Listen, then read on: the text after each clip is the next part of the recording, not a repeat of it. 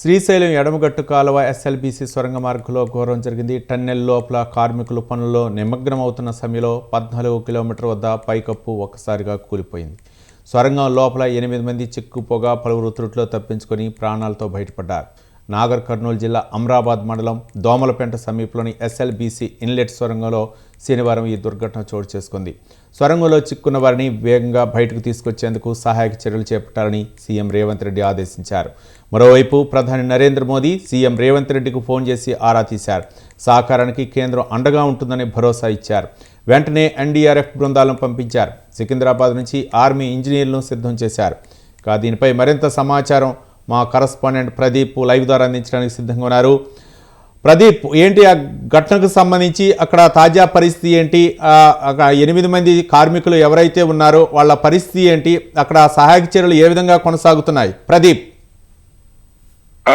రవి, ఏదైతే ఎస్ఎల్బిసి శ్రీశైలం ఎడమగట్టు కాలువలో నిన్న ఉదయం ఏదైతే పైకప్పు కూలి దాదాపు 50 మంది కార్మికులు చిక్కుకున్నారు. దానికి సంబంధించి ఇప్పటికే అయితే అధికారులు పూర్తి స్థాయి సహాయ చర్యలు చేశారు. 47 మంది అయితే ప్రాణాలతో గాయాలతో బతికి బయటపడ్డారు. ఇంకొక 8 మంది కార్మికులు దాని ఎస్ఎల్బిసి టన్నెల్లో చిక్కుకుపోయారు. వారి కాపాడేందుకు సహాయ చర్యలు అయితే ముమ్మరంగా కొనసాగుతున్నాయి.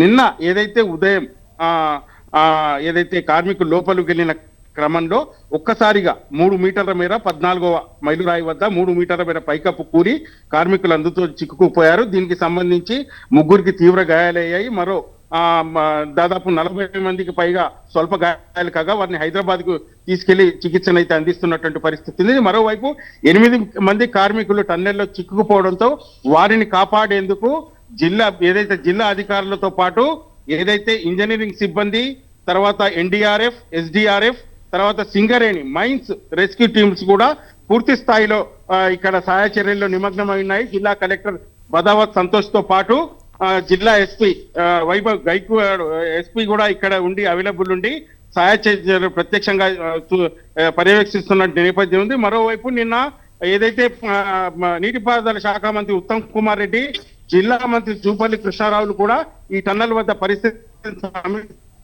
అధికారులకు పలు సూచనలు అయితే చేశారు. సీఎం ముఖ్యమంత్రి రేవంత్ రెడ్డి కూడా ఈ సంఘటనపై పూర్తి స్థాయి దిగ్భ్రాంతి వ్యక్తం చేశారు. అయితే ఇప్పటి వరకు కూడా 8 మంది ఆచూకీ ఇంకా లభించలేదని కూడా అధికారులు చెప్తున్నారు. దీనికి సంబంధించి రాత్రి మొత్తం ఏదైతే పారామిలిటరీ బలగాలతో పూర్తిగా తర్వాత సింగరేణి మైన్స్, ఫైర్ సిబ్బంది మరియు ఫైర్ రెస్క్యూ టీమ్, మరోవైపు ఎన్డీఆర్ఎఫ్, ఎస్డీఆర్ఎఫ్ సిబ్బంది కూడా పూర్తి స్థాయిలో టన్నెల్లోకి వెళ్లి పరిస్థితిని అయితే సమీక్షిస్తున్న నేపథ్యం ఉంది. పూర్తి స్థాయి టన్నెల్ నుంచి భారీ ఎత్తున నీళ్లు ఏదైతే నీటి ప్రభావం ఉండడంతో కొద్దిగా పోవడానికి కూడా ఇబ్బంది కలుగుతుందని కూడా అధికారులు చెప్తున్నటువంటి పరిస్థితి ఉంది. మరోవైపు ఏదైతే సహాయ చర్యల్లో భాగంగా ఇప్పటి వరకు అయితే ఎటువంటి పురోగతి జరగలేదని కూడా మనం చెప్పొచ్చు రవి. అయితే 8 మంది కార్మికుల భవితవ్యంపై 8 మంది కార్మికుల ఆచూకీపై కూడా ఇంకా స్పష్టత అయితే మనకు ఇంకా రాలేదు. వారి పరిస్థితి ఎలా ఉందో కూడా వారి కుటుంబాలు ఆందోళన చెందుతున్నటువంటి పరిస్థితి ఉంది. మరోవైపు ఏదైతే నిన్న నుంచి సహాయ చర్యల్లో భాగంగా ఇంతవరకు కూడా 8 మంది జాడ తెలియలేదని కూడా మనకు తెలుస్తా ఉంది. అధికారులు అయితే రాత్రి మొత్తం సహాయ చర్యలు అయితే చేపడుతున్నటువంటి నేపథ్యం ఉంది. మరోవైపు దీనికి సంబంధించి అటు ప్రభుత్వం కానీ కేంద్ర ప్రభుత్వం, ప్రధానమంత్రి మోడీ కూడా ఈ సంఘటనపై దిగ్భ్రాంతి వ్యక్తం చేశారు. అయితే త్వరితగతిన 8 మందిని కాపాడేందుకు పూర్తి స్థాయి చర్యలు చేపట్టాలని కూడా ఆదేశించారు.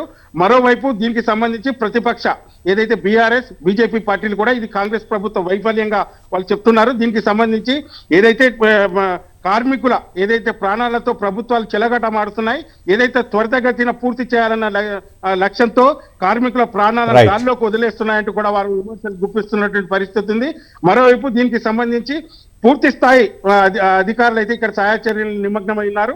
8 మంది ఏదైతే ఆచూకీపై ఇంకా స్పష్టత రాలేదు.